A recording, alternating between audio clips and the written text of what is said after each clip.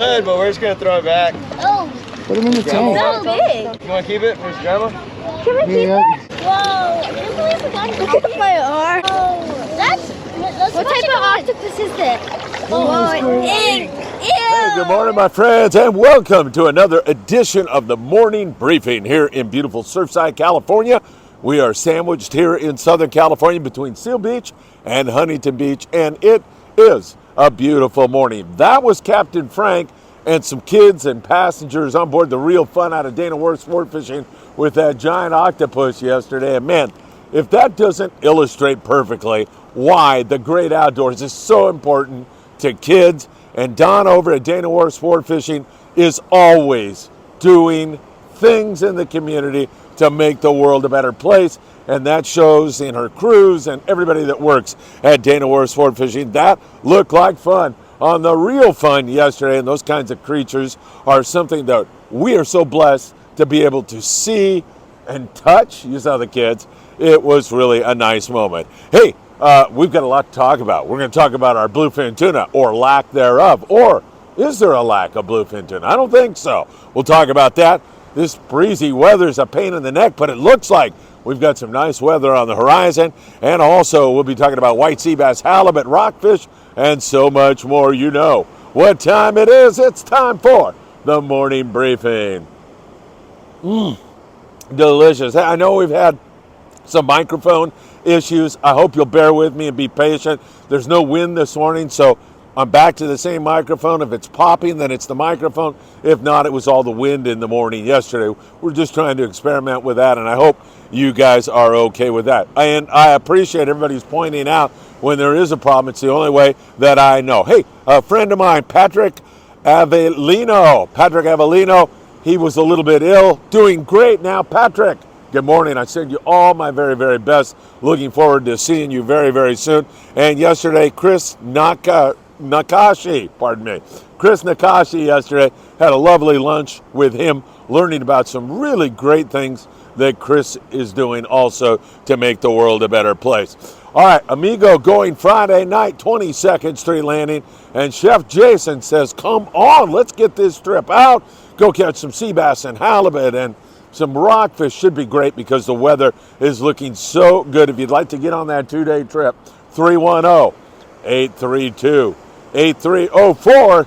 Talk to the great people there at 22nd Street Landing in beautiful San Pedro, California. Let's talk bluefin tuna. First of all, the spotter plane has seen good amounts of decent-sized bluefin tuna. So there's no lack of bluefin. But, man, there have been some clunkers, and I mean some really slow trips. There's been a few good ones thrown in there also. Now, is it because the fish are weather sensitive? Is it just because they're acting like bluefin tuna, really, really finicky? Is the water temperature a little too cool? I don't know what it is. Nobody knows. But we do know it has been very inconsistent and probably leaning more towards slow. Let's put it that way.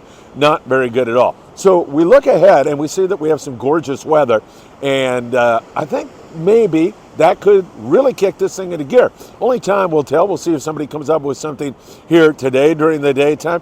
And then as we move closer to the weekend, it really looks like we are going to have some nice weather. So high hopes that bluefin tuna bite is ready to kick into gear again. As I said, boats like the Shogun, the Pacific Queen, several other guys have had some good trips, but there's been some very slow trips, like 3-day trips where you catch a few and then you see nothing and you catch bonita.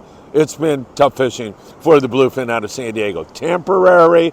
Don't push the panic button. We do have much cooler water so far this year, even with that El Nino brewing in the equatorial region. We have very cool water here this year, and many people are thinking that might open the door to a different type of tuna, the cooler water loving albacore. Only time will tell on that one also. Still, just from what the spotter plane has seen and some of the fish that have been caught, we've caught that 20 to 40 pound bluefin tuna, but we've seen a significant amount of 50 to over 200 pound fish.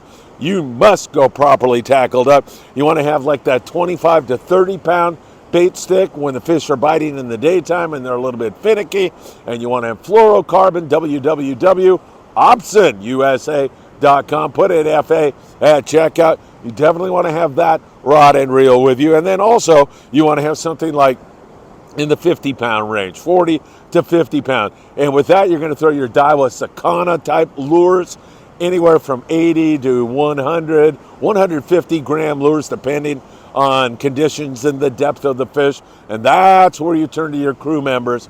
That's when you talk to the guys on the deck who do this day in and day out and know exactly what they're talking about. Man, I can't emphasize that enough.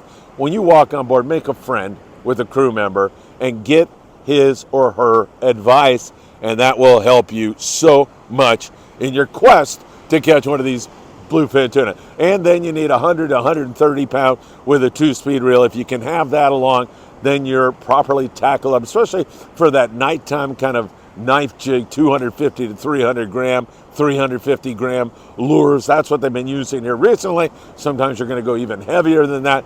Please keep that in mind. You go tackled up and you're going to be in good shape. All right, so bluefin tuna, kind of slow right now, but promising because we do have some nice weather pointed in this direction. We look down below the border in Ensenada area. They've caught a couple of bluefin for the pongeros down there, but man, they've got some breezy weather again here today and tomorrow. It's very breezy, even close to shore. It's already about 11 knots this morning, and as you work offshore, it gets up to 20 in some of those bluefin tuna zones. So it's been tough. They've been catching rockfish down there.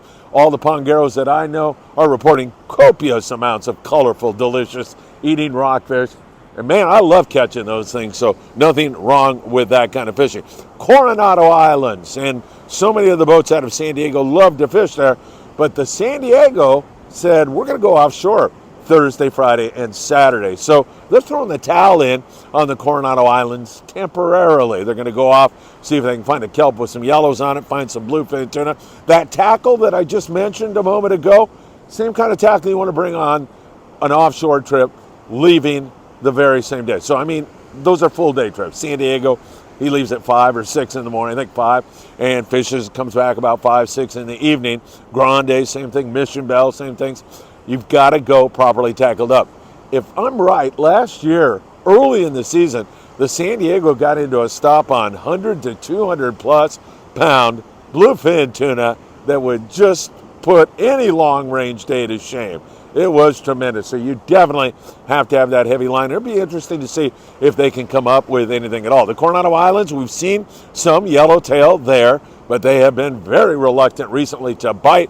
They're nice grade, mostly 15 to 25 pounds, biting on the yo-yo iron, but man, they just have had lockjaw, or there's been so few of them, they just haven't wanted to bite. Maybe, again, a little increase in water temperature with nice weather, less wind. We might be able to get to that point, so we'll be keeping our eyes on that for you very, very closely. As we take a look up and down the coast, there has been tremendous rock fishing going on if you have calm weather. Even in the windy weather, some guys manage to pull it off, but it is way more difficult. And we do have this breeze again here this morning, especially offshore. If you can find an area where the winds are calm, in most cases you're going to have some very good rock fishing and some great fish taco meat for later on. And that goes from the border all the way up past the Channel Islands. You know, we've talked about market squid and how important that has been to the environment, the ecosystem, and that squid that was here most of the winter and still remains here in the spring is that magnet that attracts some really good sea bass. The other day, the Aloha Spirit, 16 white sea bass to 55 pounds. Gorgeous fish, and a sign that that bite is ready to rock and roll and really take off. That's the epicenter, or has been the epicenter, of some tremendous white sea bass fishing in the past several years. I'm talking about the Channel Island area. There's been fish here, though, also, so hopefully that's going to get into gear. And Chris Nakashi, who I had lunch with yesterday, is going to be on the Pride. Best of luck, Chris. Hope you get them. Those guys on the Pride fish hard. Sean does his homework, fishes hard. Wouldn't surprise me to see them come up with another hit on the white sea bass. A while back they had 9 white sea bass on a trip. So we're just getting that going right now. Hopefully it's going to kick into gear. And this weekend, I'm telling you, with that lack of wind and maybe a little solar warming in the water temperatures, woof, it could really get going. Hopefully it's going to do that. Some of those swim baits, you know, those redemption swim baits they were using on the Aloha Spirit the other day are working good on the sea bass and the halibut. And there's been some really nice halibut in addition to all that rockfish up and down the coast. So hopefully we'll continue to do well on that. In the surf, I want to mention to you that May 19th we'll kick off a 3-day surf fishing tournament, working with my friend Chuck Zimmer and all the great guys and gals over there at the LA Rod and Gun Club. We are finalizing getting all those details together. We're working with fish from Worm King Baits, and then you'll be able to enter this great tournament at Big Fish Bait and Tackle in the beautiful city of Seal Beach. Over there also at Island Fishing Tackle in Carson, California. Then the Rod and Gun Club. We will have opening there where you go the day of the tournament. So that'll be Friday, and you'll be able to sign up and catch fish and win prizes and come to a great banquet and have a lot of fun. And I'll be there for it all. It should be really a great time. And if you want more information on that, just stay tuned. In coming days, I will bring you more. All right. It's a gorgeous sunrise here this morning. Weather looks like it's going to be much better this weekend. We're headed finally toward a weekend where we can catch some fish, I think. And hopefully it is going to rock and roll. And those bluefin will get back on the bite. Maybe some yellows on the kelps. Maybe the Coronado Islands will bite for guys that are fishing there. Ensenada and so much more. And once again, what a great scene that was down there out of Dana Worth Sport Fishing on the Real Fun.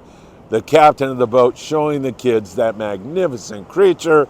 Man, that was a special moment. Take care, my friends. Have a great day. And I hope to see you really, really soon.